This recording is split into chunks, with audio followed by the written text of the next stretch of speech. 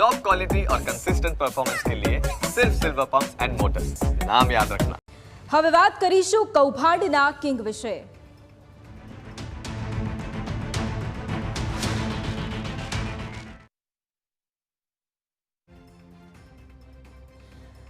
ભૂપેન્દ્રસિંહ ઝાલાની ધરપકડ કરવામાં આવી છે અને આ ભૂપેન્દ્રસિંહ ઝાલા જે કૌભાંડી છે તેણે જે પ્રમાણે એક બાદ એક કૌભાંડો આચર્યા છે, ગ્રાફિક્સના માધ્યમથી આ સમગ્ર ઘટનાક્રમ વિશે સમજવાનું છે કે આ સમગ્ર ઘટનાક્રમમાં શું થયું, ધરપકડ બાદ અત્યાર સુધી શું થયું છે।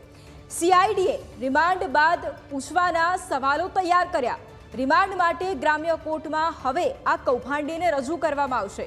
ભૂપેન્દ્રસિંહ ઝાલા તપાસમાં સહયોગ નથી આપતો। એજન્ટ રોકાણકારોની ફરિયાદ આપવાની તૈયારી પણ છે। આટલા સમય વીત્યા બાદ પણ અનેક ફરિયાદીઓ છે કે જે સામે નહોતા આવ્યા, હવે તે પણ સામે આવવા માટે તૈયાર છે। ગ્લોબલ એજ્યુકેશન કેમ્પસમાં કર્મચારીઓ પગારની રાહમાં ઊભા છે। 2 મહિનાથી પગાર વગર ઘરનું ગુજરાન ચલાવવું પણ ખૂબ જ મુશ્કેલ બની ગયું છે। ભૂપેન્દ્રસિંહને મદદ કરનારાઓની મુસીબત પણ હવે વધવાની છે, કારણ કે આ કૌભાંડીએ અનેક જગ્યાએ આશરો લીધો છે। એટલે આ કૌભાંડી છે કે જેણે હવે એ પોતે તો પરંતુ તેની સાથે સાથે જે વ્યક્તિઓ તેને સહારો આપતા હતા એ વ્યક્તિઓ પણ મુશ્કેલીમાં મુકાવાના છે। આ મહાકૌભાંડી ભૂપેન્દ્રસિંહ ઝાલા કે જે અત્યારે તપાસમાં સહયોગ નથી આપી રહ્યો તેવી પણ અત્યારે વિગતો સામે આવી છે। આ ભૂપેન્દ્રસિંહ ઝાલા અમુક પ્રશ્નનો જવાબ નથી આપી રહ્યો। ગઈકાલે તેની ધરપકડ કરવામાં આવી હતી। મહેસાણાના એક ગામેથી તેની ધરપકડ કરવામાં આવી હતી। આખી ચેન છે તે તેણે ગોઠવી હતી અને તેની ધરપકડ કર્યા બાદ સીઆઈડી ક્રાઇમ દ્વારા તેની પૂછપરછ કરવામાં આવી, તેનો મેડિકલ ચેકઅપ કરવામાં આવ્યો। આ બધું જ કર્યા બાદ પણ જે આ કૌભાંડી છે તે તપાસમાં સહકાર નથી આપી રહ્યો। અમુક વિગતો ખબર નથી તેવું તે સતત રટણ કરી રહ્યો છે।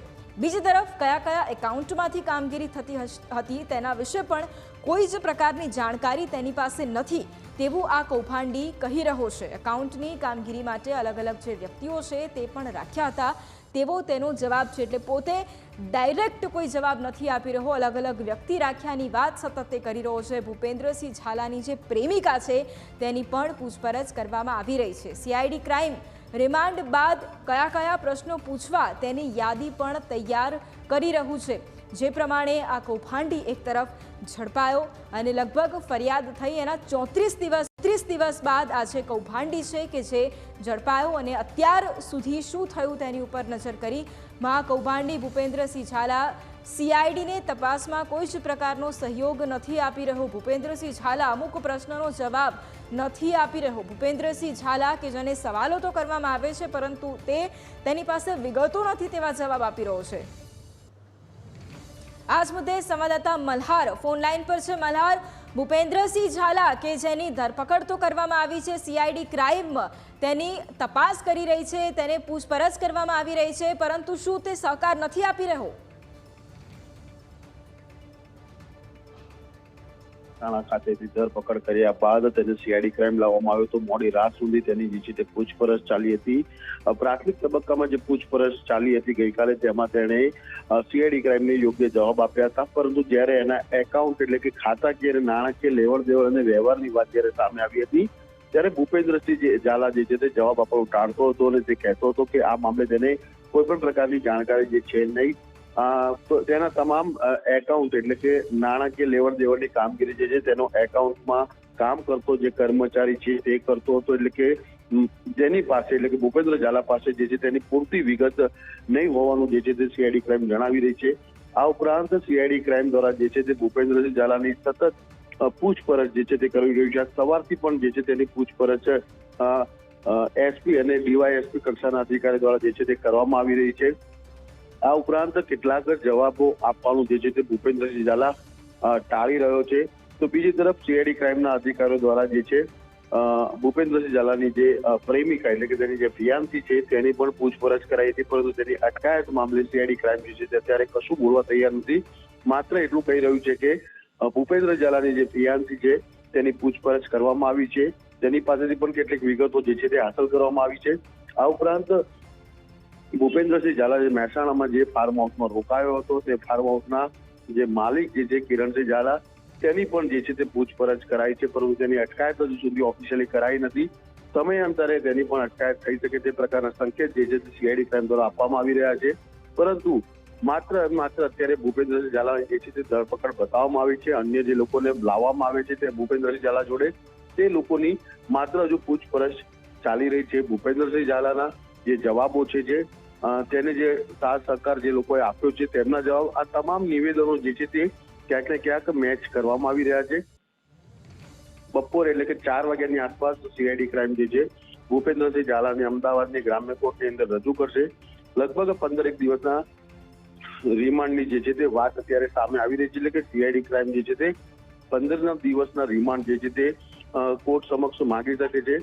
આ ઉપરાંત રિમાન્ડ મળ્યા બાદ સીઆઈડી ક્રાઇમે કેવા પ્રકારની કામગીરી કરવી તેને લઈને પણ અત્યારથી તૈયારીઓ સીઆઈડી ક્રાઇમ દ્વારા તૈયારી કરી દેવામાં આવી છે.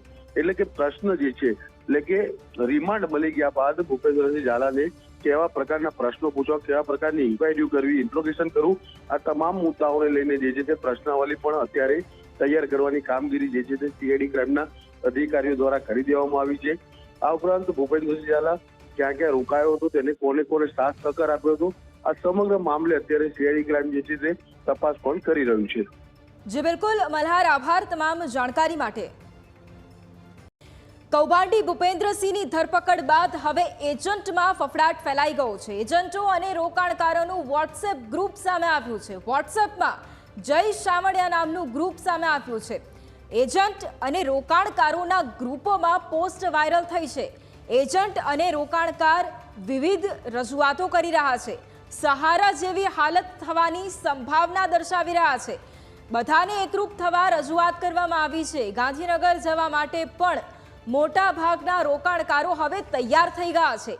સામાજિક અને સમાજની બીકને લઈને ઘણા રોકાણકારો અત્યારે સામે નથી આવી રહ્યા. ભૂપેન્દ્રસિંહ ઝાલા ઝડપાયા બાદ ગ્રુપમાં લખાણ અને કોમેન્ટો હવે એક બાદ એક સામે આવી રહી છે અને હવે આગામી સમયની અંદર એજન્ટો અને રોકાણકારો એ સામે આવે તો પણ કોઈ નવાઈ નહીં. 34 દિવસ થઈ ગયા છે આ કૌભાંડી વિરુદ્ધ ફરિયાદ દાખલ થઈ, પરંતુ છતાં પણ જે એજન્ટો છે અથવા રોકાણકારો છે જેમણે મોટા પ્રમાણમાં રોકાણ કર્યું છે, લાખો રૂપિયામાં રોકાણ કર્યું છે, એ રોકાણકારો છે કે જે સામે નહોતા આવ્યા પરંતુ હવે તેઓ આગળ આવવાની તૈયારી દર્શાવી રહ્યા છે. સંવાદદાતા ચિરાગ ફોન લાઈન પર છે. ચિરાગ, ભૂપેન્દ્રસિંહ ઝાલાની ધરપકડ તો ગઈકાલે કરવામાં આવી, પરંતુ આટલા સમયથી એજન્ટોમાં પણ ફફડાટ હતો અને જે રોકાણકારો હતા તેઓમાં પણ ફફડાટ હતો. હવે તેમણે વોટ્સએપ ગ્રુપ બનાવ્યું છે અને હવે તેઓ આગળ આવવાની વાત પણ કરી રહ્યા છે. શું વધુ માહિતી, લગભગ જે આ ગ્રુપ છે તેની અંદર શું ચર્ચાઓ વહેતી થઈ છે તેના વિશે પણ જાણવું છે. ખાસ કરીને બીજેડ કૌભાંડ મામલે જે એજન્ટો છે તે ક્યાંક ને ક્યાંક ભૂપેન્દ્રસિંહ ઝાલાની ધરપકડને લઈ અત્યારે ભૂગર્ભમાં જવાની તૈયારીઓ છે તે કરી રહ્યા છે અને મહત્વની બાબત એ કહી શકાય કે હવે રોકાણકારો છે તે એક બાદ એક સામે આવી રહ્યા છે. સાબરકાંઠા જિલ્લામાં મોટા ભાગના જે રોકાણકારો છે તે રોકાણકારો વોટ્સઅપ ગ્રુપના માધ્યમથી એક જય શામળિયા કરીને જે એજન્ટોનું ને રોકાણકારોનું જેની અંદર 180 કરતા વધુ પણ મેમ્બરો અંદર જોઈન્ટ છે. જે રોકાણકારો હવે સોશિયલ મીડિયાના માધ્યમથી એ બધા એક થવાની વાત છે તે કરી રહ્યા છે ને જે બીઝેડ પોન્જી સ્કીમની અંદર જે ઇન્વેસ્ટ કર્યું હતું તેની રકમ પરત મેળવવા માટે પણ હવે રોકાણકારો છે તે ક્યાંક ને ક્યાંક ખુલીને બહાર આવવાની તૈયારીઓ છે તે દર્શાવવામાં આવી રહી છે.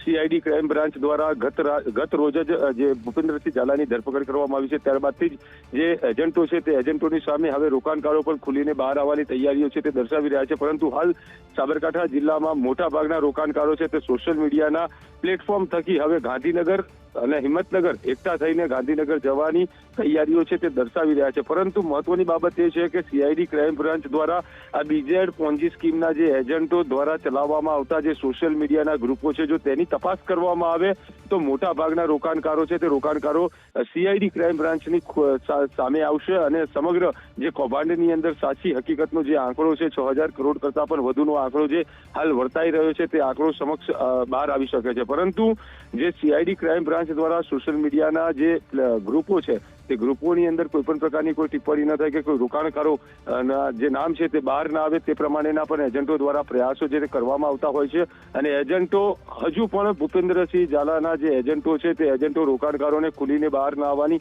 વાત છે કહી રહી છે, પરંતુ હવે રોકાણકારો એક બાદ એક સોશિયલ મીડિયાના ગ્રુપ થકી હવે એક થવાની વાત છે તે કરી રહ્યા છે. જી વૈભવી.